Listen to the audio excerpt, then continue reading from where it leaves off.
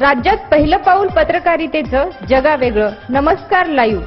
आम्ही करणार आहोत पत्रकारिता सर्वसामान्यांसाठी, प्रत्येकाच्या सन्मानासाठी. आम्ही तुम्हाला मिळवून देणार आहोत तुमचे हक्क. आमचा लढा असणार आहे तुमच्या प्रत्येक वेदनेसाठी. नमस्कार live. WhatsApp, Facebook, Twitter, email यांच्या माध्यमातून तुम्हाला मिळणार आहे जगाची खबरबात. नमस्कार लाईव्ह, बातमी तुमच्या जवळ.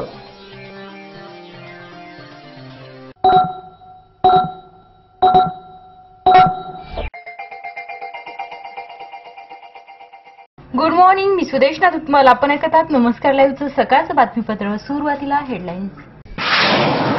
गारपीटग्रस्तांना तात्काळ मदतीचं केंद्रीय कृषी मंत्र्याचं आश्वासन. पंतप्रधान मोदी आज शेतकऱ्यांशी करणार मन की बात. बहुजन मुक्ती पार्टीच्या वतीने सोमवारी बजेट जलावो आंदोलन. विद्यापीठाचा अदर्जा काढून घ्या, संदीप वने.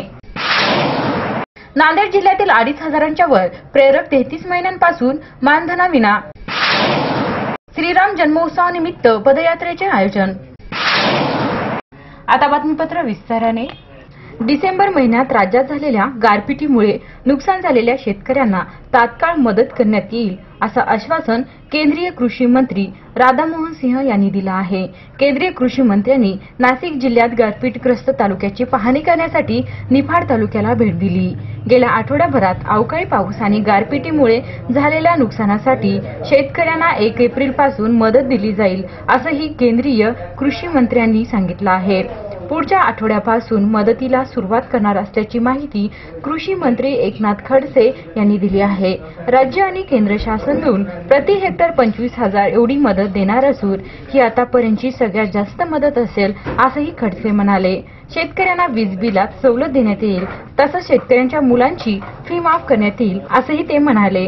काँग्रेस सरकारने दिलेल्या मदतीपेक्षा जास्त मदत देऊ असा टोलाही खडसेंनी यावेळी हाणला. निसर्गाच्या लहरीपणाला तोंड देणाऱ्या देशभरातील शेतकऱ्यांशी पंतप्रधान नरेंद्र मोदी आज मन की बात या आकाशवाणीवरील कार्यक्रमात संवाद साधणार आहेत. आकाशवाणीवर आज सकाळी 11 वाजता हा कार्यक्रम प्रसारित केला जाणार आहे. अवकाळी पाऊस, गारपीट, त्या खत बियाण्याच्या दरात झालेली वाढ या पार्श्वभूमीवर शेतकरी आपल्या समस्या पंतप्रधानांपुढे मांडतील. देशातील शेतकऱ्याला आज ज्या समस्यांना तोंड द्यावं लागत आहे त्या जाणून घेऊन त्यांचं निराकरण करणं हा या कार्यक्रमाचा मुख्य हेतू आहे. मात्र भूसंपादन विधेयक लोकसभेत मंजूर झाल्यानंतर देशभरातील शेतकऱ्यांमध्ये प्रचंड संतापाचे वातावरण आहे. त्यात विरोधी पक्षासह शिवसेनेसारख्या सत्तेत सहभागी असलेल्या पक्षांनीही या विधेयकाला कडकडून विरोध केला आहे. शिवाय अण्णा हजारेसह अनेकांनी या भूसंपादन विधेयकाविरोधात जनजागृती करण्याचे ठरवले आहे. या साऱ्या घडामोडींच्या पार्श्वभूमीवर मोदींचा शेतकऱ्यांशी संवाद खूप महत्त्वाचा ठरणार आहे. कारण अनेक शेतकरी भूसंपादनाचा मुद्दा उपस्थित करण्याची शक्यता आहे आणि त्यावर मोदी काय उत्तर देतात हे पाहणेही महत्त्वाचं ठरणार आहे.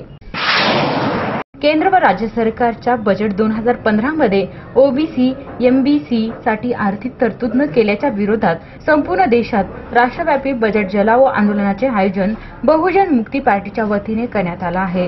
दिनांक 23 मार्च रोजी दुपारी 12 वाजता जिल्हाधिकारी कार्यालयासमोर हे आंदोलन करण्यात येणार आहे.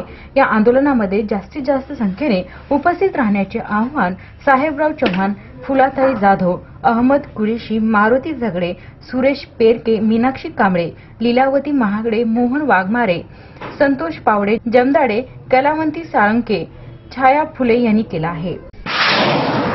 वेळ झाली आहे छोट्याशा विश्रांतीची. तुम्ही एकत्र नमस्कार लाईव्हचं बातमीपत्र. हापूस आंब्याचा आमरस खा आणि गुढीपाडवा साजरा करा.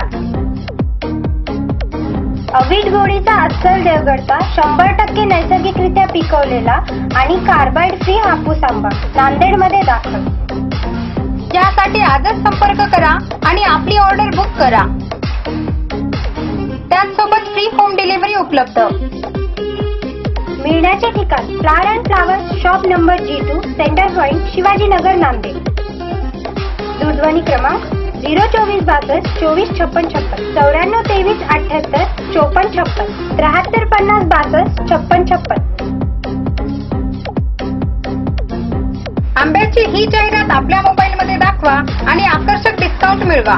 तसेच ज्या दिवशीची जाहिरात त्याच दिवशी डिस्काउंट मिळेल. शुभेच्छा पाठवा सुंदर बुकेसह. संपूर्ण भारतात आणि 190 देशात कुठेही बुके पाठवण्याची सोय फक्त फ्लॉवर अँड फ्लॉवर्सवर. Bouquet, stage decoration, room decoration आणि कार डेकोरेशनचे सृजनशील नाव flower and flowers, centre point, Shivajinagar, Nanded. संपर्क 73 50 62 56 56. विश्रांतीनंतर पुन्हा एकदा आपलं स्वागत. स्वामी रामातीर्थ विद्यापीठ नांदेडच्या पदवी परीक्षेचे निकाल नुकतेच विद्यापीठाने घोषित केले. निकाल पूर्णतः चुकीचा असून विद्यापीठाच्या गलथान कारभारामुळे विद्यार्थ्याचे शैक्षणिक आर्थिक नुकसान झाले आहे. आयोगाने विद्यापीठाला अलीकडेच ए दर्जा बहाल केला आहे. हा दर्जा आयोगाने काढून घ्यावा आणि विद्यार्थ्याच्या नुकसानास कारणीभूत असणारे 3 महिन्यांचे वेतन रोखून विद्यार्थ्यांच्या शैक्षणिक, आर्थिक, मानसिक छळ करणाऱ्यावर फौजदारी गुन्हे दाखल करावे अशी मागणी संदीप वने शहर अध्यक्ष सम्यक विद्यार्थी आंदोलन नांदेड यांनी अध्यक्ष विद्यापीठ अनुदान आयोगाकडे एका निवेदनाद्वारे केली आहे. राज्य दुष्काळ परिस्थितीचा सामना करत असून विद्यापीठाने विद्यार्थ्यांच्या संपूर्ण फीस माफ कराव्यात व विद्यार्थ्यांवर झालेल्या अन्यायाचे परिमार्जन करावे आणि विद्यापीठाच्या गलथान कारभाराची चौकशी करून संबंधितांवर कार्यवाही करावी व विद्यार्थ्यांना न्याय द्यावा. अन्यथा 25 मार्च रोजी पास करो आंदोलन करण्यात येईल असंही निवेदनात नमूद करण्यात आलं आहे. निवेदनामध्ये प्रफुल्ल झगडे, चक्रपाणी माने, दत्ता इंगोले, गोपाल राठोड, विशाल गायकवाड आदींच्या स्वाक्षऱ्या आहेत. नवसाक्षर, अल्पसाक्षर, अर्धसाक्षर व शाळाबाह्य विद्यार्थी यांना शिक्षणाच्या मुख्य प्रवाहात आणण्यासाठी अहोरात्र परिश्रम. नांदेड जिल्ह्यातील 1300 ग्रामपंचायती अंतर्गत कार्यरत 2600 प्रेरक प्रेरिकांना गत 3 महिन्यांपासून मानधन मिळाले नसल्याचा धक्कादायक प्रकार समोर आला आहे. परिणामी नांदेड जिल्ह्यातील प्रेरकावर उपासमारीची वेळ आली आहे. मानधन संसाधन विकास मंत्रालयाअंतर्गत राष्ट्रीय साक्षरता मिशन नवी दिल्ली आणि राष्ट्रीय मुक्त शाळा नवी दिल्ली यांच्या अंतर्गत देशातील 22 राज्यातील 270 जिल्ह्यांमध्ये पंतप्रधानांच्या विशेष अखत्यारीतील कार्यक्रम म्हणून 8 डिसेंबर 2009 रोजी साक्षर भारत कार्यक्रम देशभर चालू झाला. तत्पूर्वी साक्षरता अभियानात, त्यानंतर साक्षरतर अभियान व आता निरंतर शिक्षण योजनेच्या नावाखाली हा कार्यक्रम चालू आहे. तर महाराष्ट्रामध्ये शिक्षण संचालन अल्पसंख्याक प्रौढ शिक्षण पुणे यांच्या नियंत्रणाखाली चालू आहे.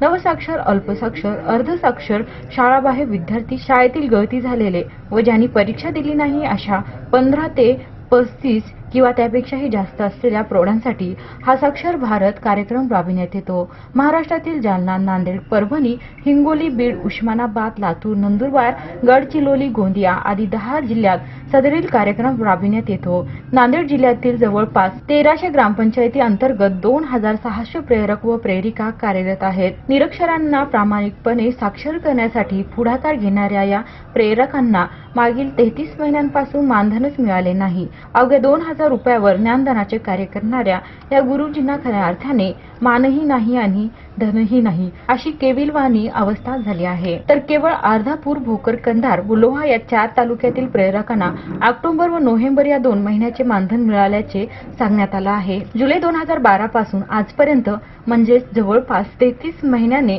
मानधन मिळाले नसल्यामुळे प्रेरकावर उपासमारीची वेळ आली आहे. थकीत मानधन तत्काळ अदा करावे अन्यथा तीव्र आंदोलन छेडण्याचा इशारा साक्षर भारत प्रेरक संघटनेचे नांदेड जिल्हा कार्याध्यक्ष शिवराज पाटील पवार यांनी दिला आहे.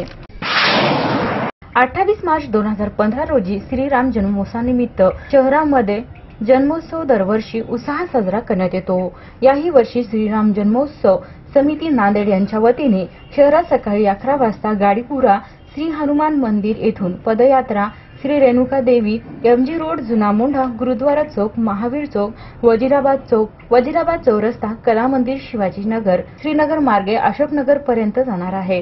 सदरील कार्यक्रम कोणत्याही राजकीय पक्षाशी संबंधित नाही. दरवर्षी श्रीराम जन्मोत्सव समिती नांदेड यांच्या वतीने श्रीराम जन्मोत्सव शहरात धार्मिक व पारंपरिकरित्या उत्साहात व शांततेत पार पडला जातो. या कार्यक्रमास शहरातील ज्येष्ठ नागरिक, महिला, युवा यांचे मोठ्या प्रमाणात उपस्थित राहण्याचे आवाहन करण्यात आले आहे. आज असणारे काही वाढदिवस: नवीद अहमद, विजय सुगडे, सतीश गायकवाड या सर्वांना नमस्कार लाईव्हतर्फे वाढदिवसाच्या हार्दिक शुभेच्छा. शेवटी पुन्हा हेडलाईन्स. गारपीटग्रस्तांना तात्काळ मदतीचं केंद्रीय कृषी मंत्र्याचं आश्वासन. पंतप्रधान मोदी आज शेतकऱ्यांशी करणार मन की बात. बहुजन मुक्ती पार्टीच्या वतीने सोमवारी बजेट जलावो आंदोलन. विद्यापीठाचा अदर्जा काढून घ्या, संदीप वने. नांदेड जिल्ह्यातील 2,500च्या वर प्रेरक 33 महिन्यांपासून मानधनाविना श्रीराम जन्मोत्सवानिमित्त पदयात्रेचे आयोजन. आणि याचबरोबर नमस्कार लाईव्हचे हे बातमीपत्र संपलं. पुन्हा भेटू सायंकाळच्या बातमीपत्रात. तोपर्यंत नमस्कार. जग आता जवळ आले. जवळ म्हणजे किती? अगदी तुमच्या मुठ्ठीमध्ये. तुम्हाला माहित नसतं की तुमच्या आजूबाजूला घडते काय, पण मी सुदेशना धुतमल सांगणार आहे तुम्हाला आजूबाजूच्या ताज्या घडामोडी. नमस्कार लाईव्ह बातमी तुमच्या जवळ.